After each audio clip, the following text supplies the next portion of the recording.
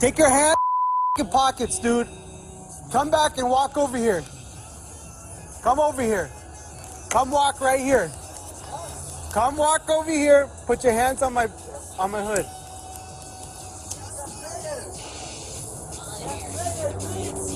Dude, get over here. Come here. Keep your hands on your head.